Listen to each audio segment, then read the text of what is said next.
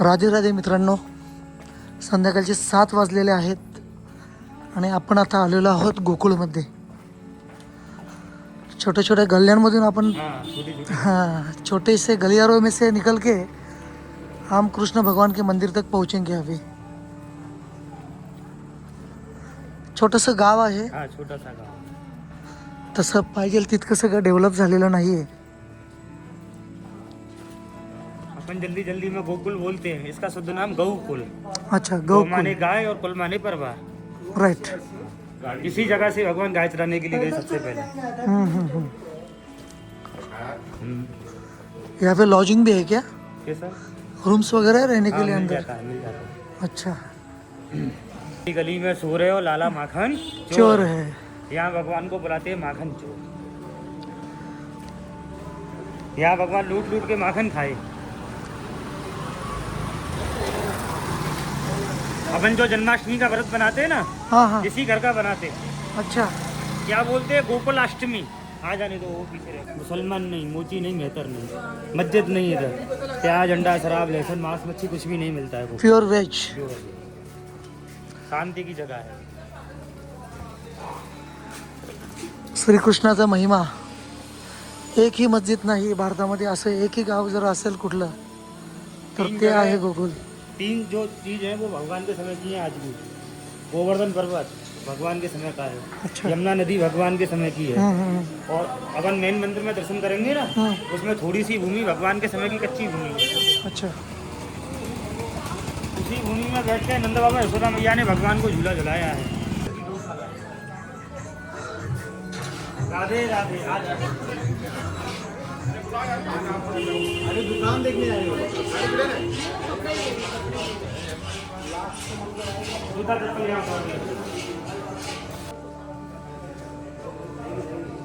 ये शंकर भगवान.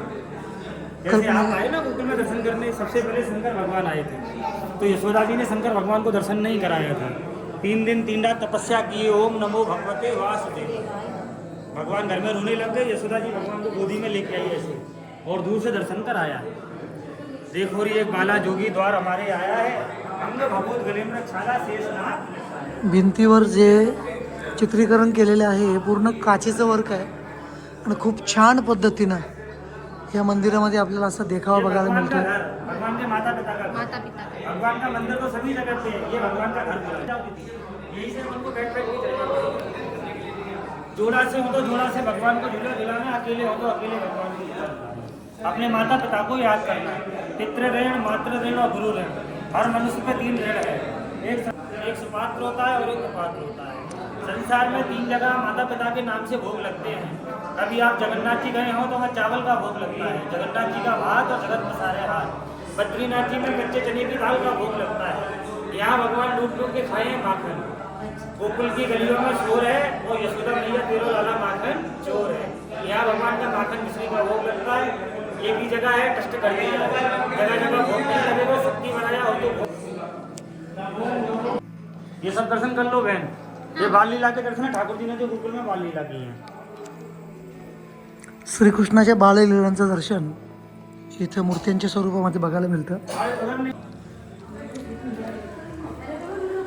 हे पुतना मावशीचे प्रतिकात्मक रूप आहे, जिथे श्रीकृष्णाने पुतना मावशीचं दूध पिलेलं. याला 3 परिक्रमा करायच्या असं त्या ब्राह्मणाने सांगितलंय.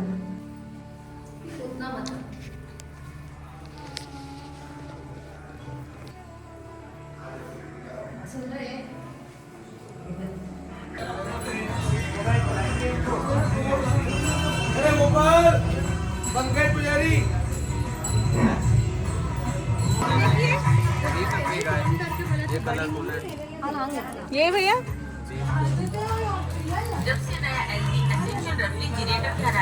हे आहेत कन्हैयाचे कपडे. जे की माझ्या घरात पण एक उभा कृष्ण आहे, मी त्याच्यासाठी घेते हे. आणि स्वस्त आहेत आपल्याकडच्यापेक्षा पण. व्हरायटी पण आहेत आणि स्वस्त पण आहेत.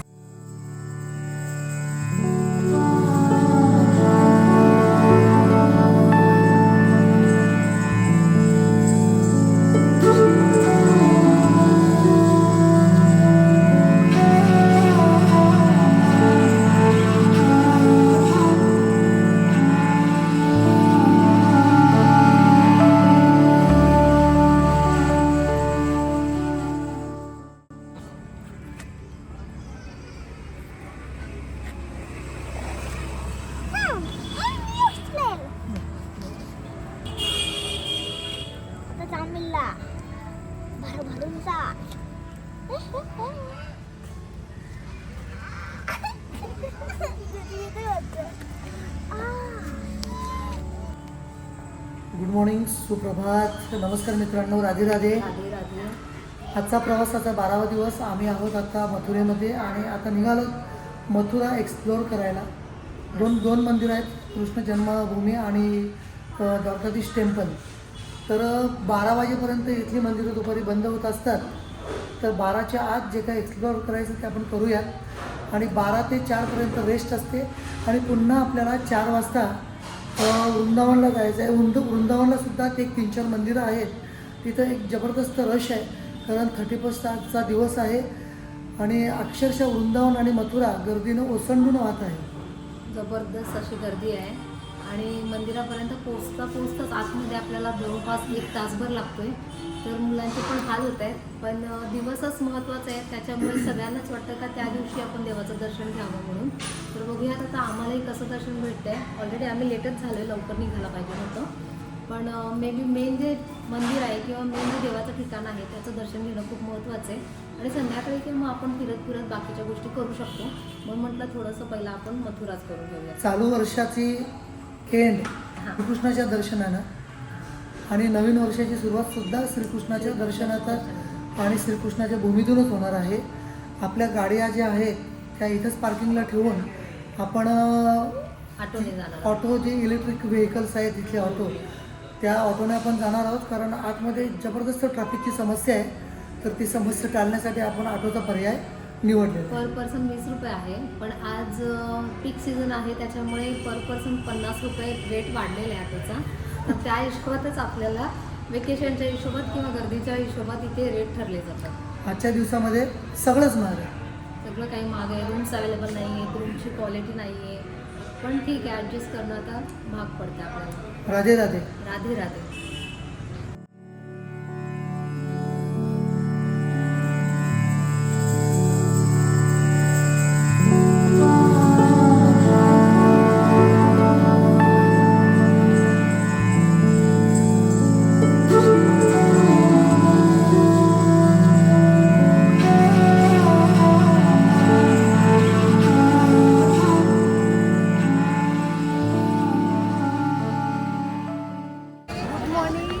सुप्रभात, राधे राधे. आता आम्ही आलो आहे कृष्ण जन्मभूमीवरती, जिथे कृष्णाचा जन्म झाला आहे त्या ठिकाणी. तर गर्दी भयंकर आहे. तर बघूयात, 12च्या आतमध्ये दर्शन घेऊन बाहेर आलंच पाहिजे, तरच दर्शन होईल. ही आहे समोरची गर्दी.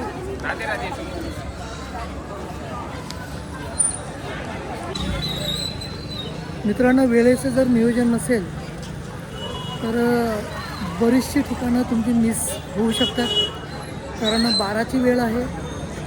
कृष्ण जन्मभूमीमध्ये दुपारी 12 वाजता बहुतांशी मंदिरं बंद होतात, दुपारी 4 नंतर उघडतात. म्हणजे जर 12च्या आत जर तुमचं नियोजन नसेल तर मग कठीण आहे, सगळी मंदिरं बघणं कठीण आहे. और गाइड आऊँ करा दूँ बगैर लाइन से डायरेक्ट. 2 तासासाठी निःशुल्क सेवा आहे असं सांगतायत. मित्रांनो, श्रीकृष्ण जन्मभूमीचं दर्शन करून आम्ही बाहेर पडलो.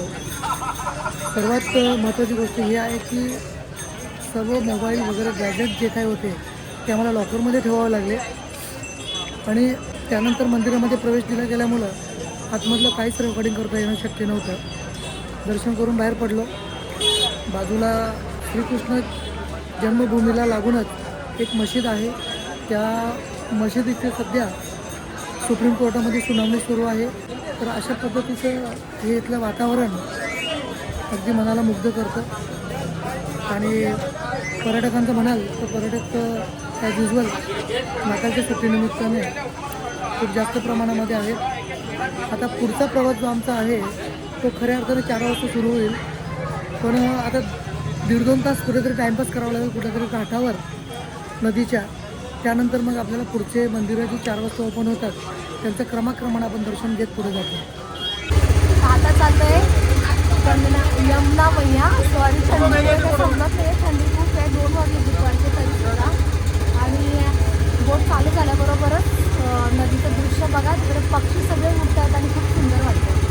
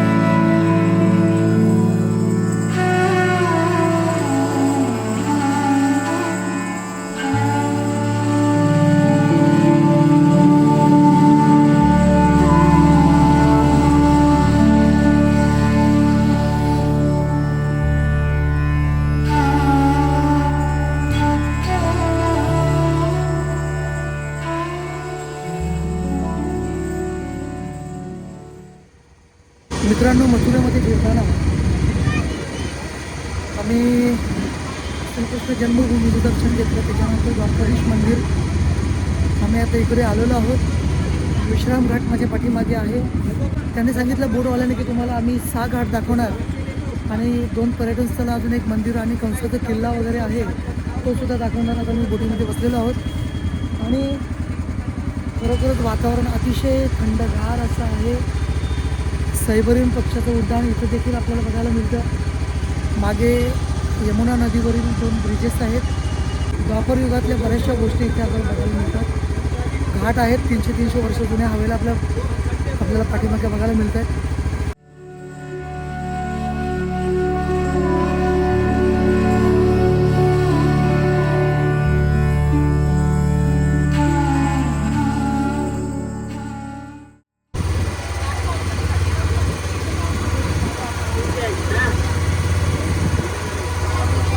विश्राम घाट के ऊपर विश्राम करो. राधे राधे. हो राव पाटील, थंडी लागली का? हा काराची होती.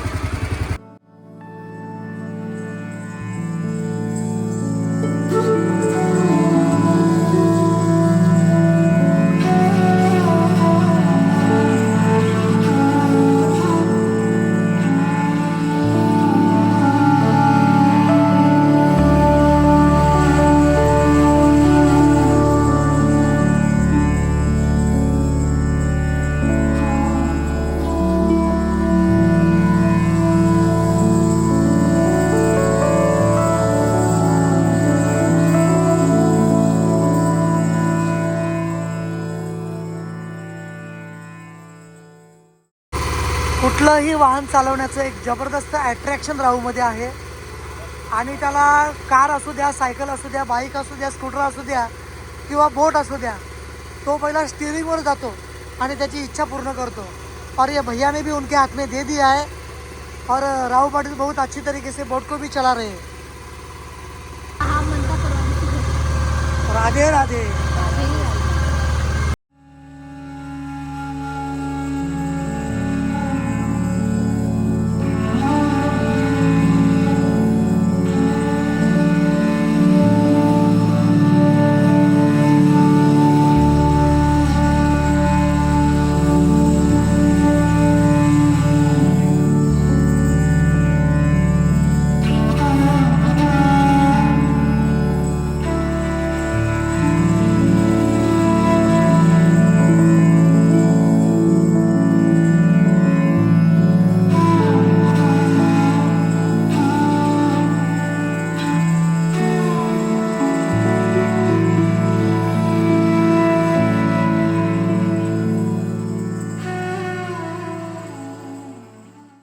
राधे मंडळी, तर आता सध्या उभी आहे यमुना नदीच्या काठावरती. आताच आम्ही पलीकडच्या काठावरून इकडे या साईडला आलोय. या किनाऱ्यावरती समोर तुम्ही बघू शकता दुर्वासा ऋषींचं मंदिर आहे. त्या ऋषींनी याच मंदिरामध्ये 5000 वर्ष तपस्या केली होती आणि अशी आख्यायिका आहे का ही जी वाळू तुम्हाला दिसते ती वाळू बघा खूप सुपीक आहे, अशी एकदम हातातून निसटण्यासारखी. आणि ह्याच वाळूचं म्हणजे मातीचं भोजन म्हणून उपयोग सगळे देव लोक करत होते असं इथली आख्यायिका आहे. आणि ही जी यमुना नदी आहे तर ह्याच यमुना नदीला जो पूर आलेला कृष्ण जन्माच्या टायमाला बाबांनी ह्याच नदीमधून बाळकृष्णाला टोकरीमध्ये टाकून ही नदी पार केलेली आणि मग इथून त्यांनी श्रीकृष्णाला गोकुळामध्ये नेलेलं. तर ही आहे यमुना नदीची महती आणि समोर ऋषींचा तपस्याचं ठिकाण. तर आता बघूयात पुढे मंदिर.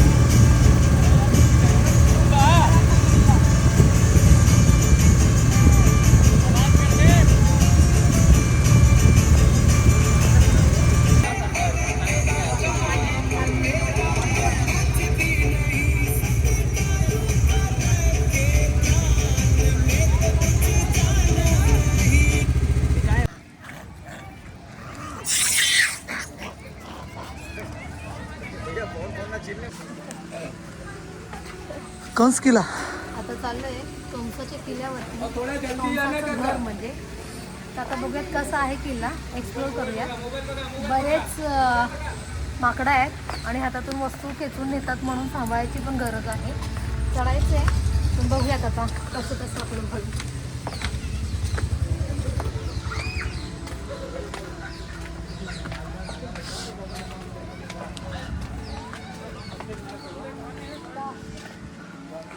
पौराणिकदृष्ट्या अतिशय महत्त्वपूर्ण अशा या वास्तू, पण अतिशय घाण करून ठेवलेले या लोकांनी. माकडं तर अक्षरशः म्हणजे माणसाला उभं राहू देत नाहीत. चीक चीक चीक चीक करत अंगावर येतात. किल्ल्यावर जाण्याच्या ज्या पायऱ्या आहेत ना, त्याच्यावर घाणीचं साम्राज्य पसरलेलं दिसतं आपल्याला.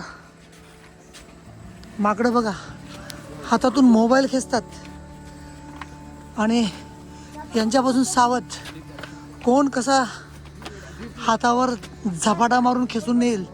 हाला बघा, हाला बघा. या कमान.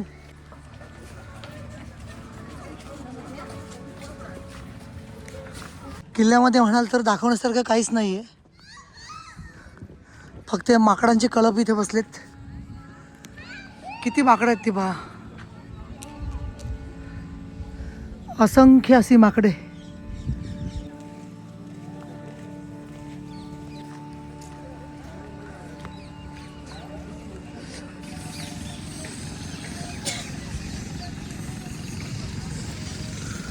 अनंत कालापासून म्हणजे जवळपास द्वापार युग हे 5000 वर्षांपूर्वीचं होतं.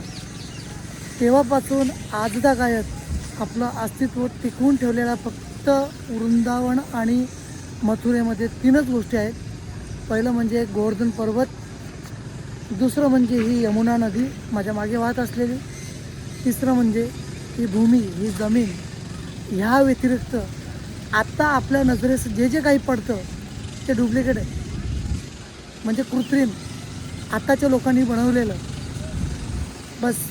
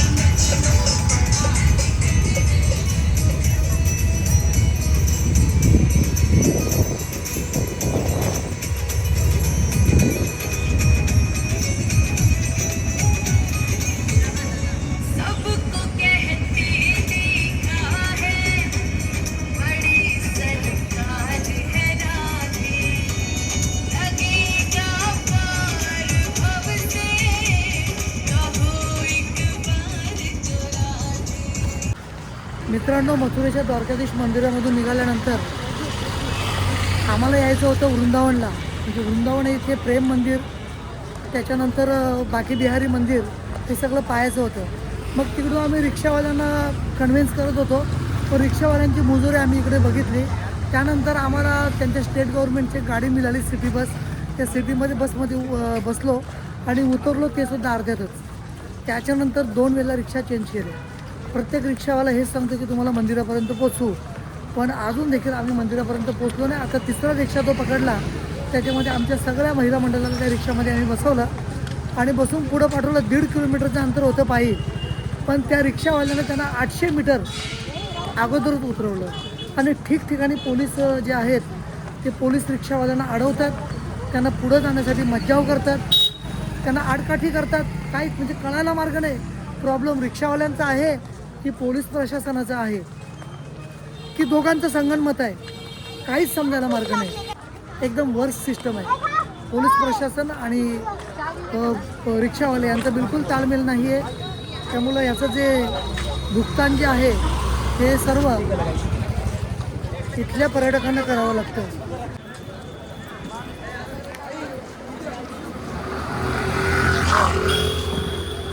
मित्रांनो, संध्याकाळचे 5:30 वाजलेले आहेत. प्रवासाचा आज आपला 12वा दिवस आणि आज आहे 31st. संध्याकाळ आम्ही फिरतोय, वृंदावनची गल्ली गल्ली बघतोय, कृष्ण कुठं भेटतोय त्याचा सुद्धा शोध घेतोय, पण आम्हाला अजून कृष्ण भेटला नाही. हे बघा, हे आले. त्यांना माहिती आहे मी व्हिडिओ बनवतोय, तर तरी सुद्धा ते मला डिस्टर्ब करत आहे. असं आहे सगळं इकडे, म्हणजे काय कोणाचं काय तालमेल काय नाही. मग आता हे चालत चालत चालत बाके बिहारी मंदिर करून प्रेम मंदिर, त्याच्यानंतर इस्कॉन टेम्पल नंतर मग चारधाम टेम्पल, अशा पद्धतीची मंदिरं करण्याचा आमचा एक बेत आहे.